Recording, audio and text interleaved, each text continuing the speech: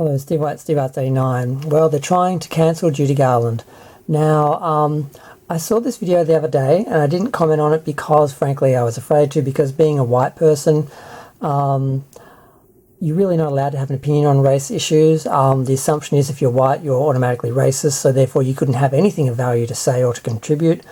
But this is Judy Garland, our Judy. I'm a gay man, and Judy is a gay icon, and she was someone who fought for us back in the day and stood up for us back in the day. And, you know, even though I have a tiny platform, I can't sit by and not say anything while her character and her legacy are being threatened. Okay, so Judy's being attacked for performing in blackface when she was a child actor. Now, to be clear, Judy was born in 1922, so she performed in blackface 3 times in her career. The first time was in a film called Everybody Sing. It was filmed in 1937 when she was 15. It was released, I think, the next year in 1938. And she performed in blackface again in 1938 after The Wizard of Oz. The next film she did was a film called Babes in Arms, and that was released in 1939. And then again in 1940 they filmed the film Babes on Broadway, and that was released in 1941. So she was 20 when it was filmed. So she performed in blackface 3 times when she was 15, 17 and 20. Now the first time this came out, people said, well, she was 17, she was a child actor, she didn't have any choice. And people said, well, she was 20 when she did the third one.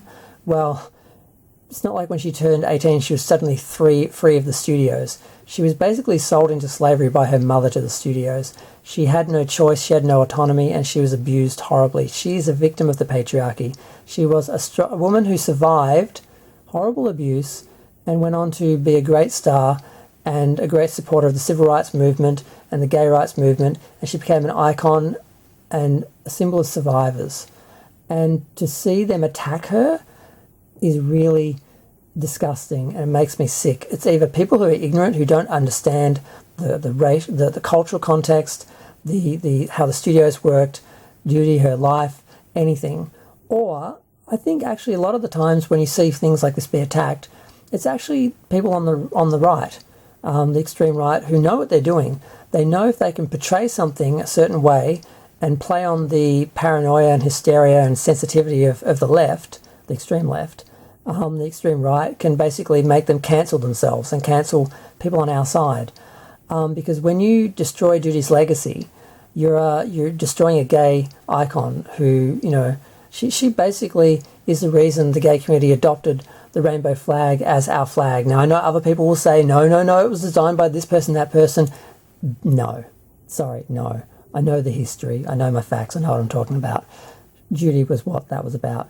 You know, back in the day before you could say gay, you were a friend of Dorothy. And we all know what that meant. Now, it just makes me sick that she's being attacked like this. She doesn't deserve it. They are attacking her character and threatening her legacy and everything that, you know, comes from that's positive. And like I said, I think it's people who ultimately understand what they're doing that are behind this sort of stuff. Either that or it's just totally ignorant people who just stumble across things and they look at things in 2023 context because they have no, you know, insight into anything, you know, outside of their own sort of time period. Because no one's defending blackface. Let's be clear. I should have said that at the start of the video. There is no defense of blackface. It was racist, but racism was the norm. And if you went to a cabaret or vaudeville or, you know, a theatre show or something, performers, it was just one of the things in their repertoire was blackface. It was what people did. And it was in the films, the character that she played did blackface. So she didn't have a choice. She did it. And the idea that it was like a conscious act of racism on her part, something that is a threat to us today that needs to be cancelled or something done about, is just bizarre and sickening, because they're basically re-victimizing a victim and trying to destroy an icon and a symbol and something, you know, that stood for change and positivity, and making it a negative thing and cancelling it out. And by doing this, they're removing something positive. So that's why I think it's actually the extreme right who are behind these sort of campaigns and these sort of cancellations because ultimately they know they're getting a twofer. They're taking down a woman who survived the patriarchy, a survivor, and a gay icon. And they're doing it by portraying her as racist when she wasn't. So yeah, I just had to have my say. I had to say something. I had to contribute.